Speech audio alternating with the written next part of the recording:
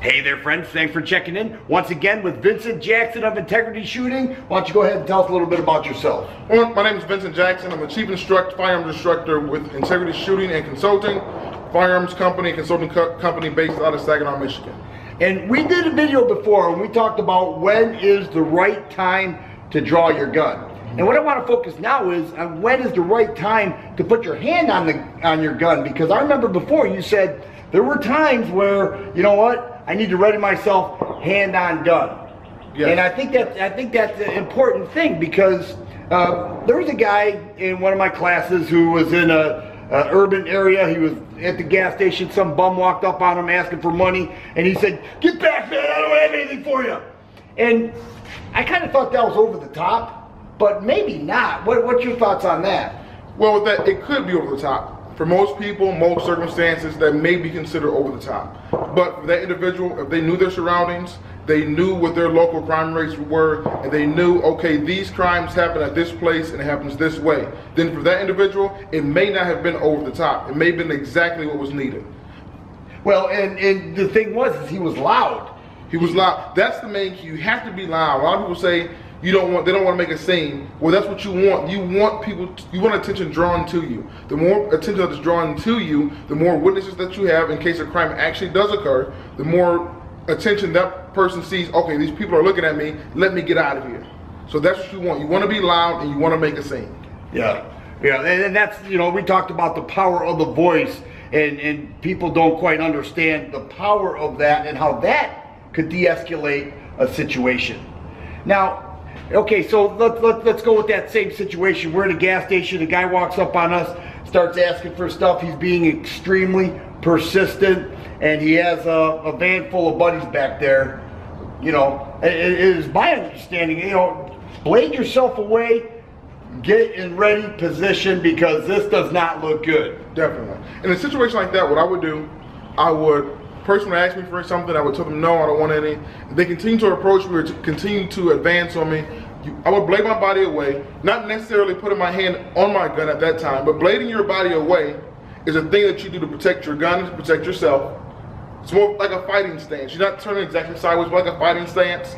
And then as the person still approaches, as you still continue to tell them no, then you raise your awareness level. You know what, maybe now it's time to put my hand on my gun. And like, there's no certain way, there's no textbook way to say this is what you do for every situation. Every situation is different, so there's no textbook way to do it. Like they say, shooting should be the easy part. The hard part is the decision making before you have to pull that gun out and shoot someone.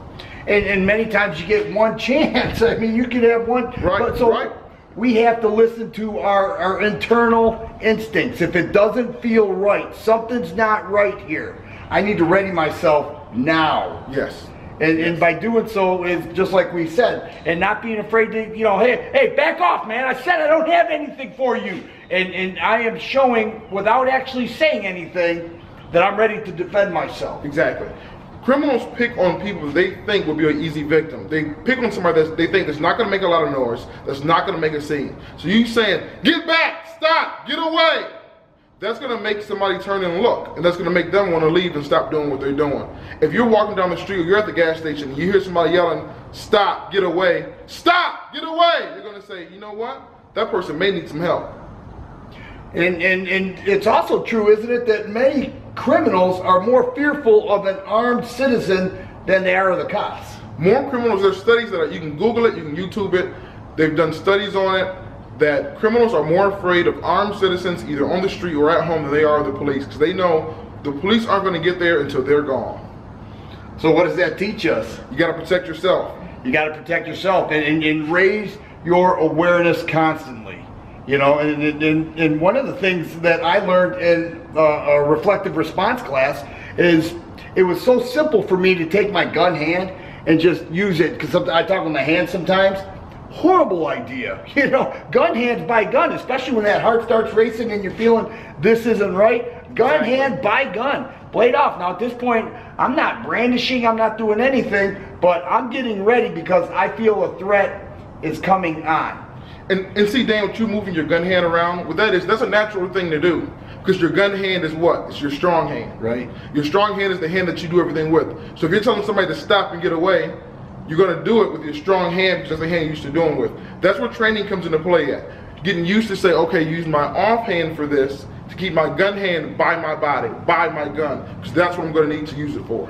And back up. And back up. Don't back yourself into a corner. Don't back yourself up 100 yards, but back up and create distance and create space. That will only be to your advantage, because if this guy rushes you, you have time to react. You have time to pull your gun out. You have time to get the gun on target, that way you can be effective with it.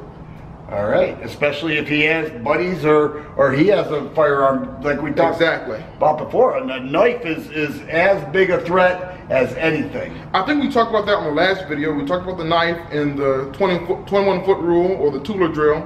And I do that drill often in the classes that I have, especially the CPL class. That person's just not getting a gun they carry. And that 21 foot gap, it's not a lot of space.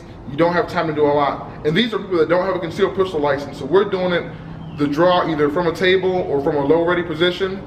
And the people are still covering distances of an average of 15 to 25 feet. And so that's why we back up, is to give ourselves the time. We already have the mindset, we were prepared with our firearm, but we're backing up, we're loud, we're blading ourselves off, and we're getting ready because we may be in a fight.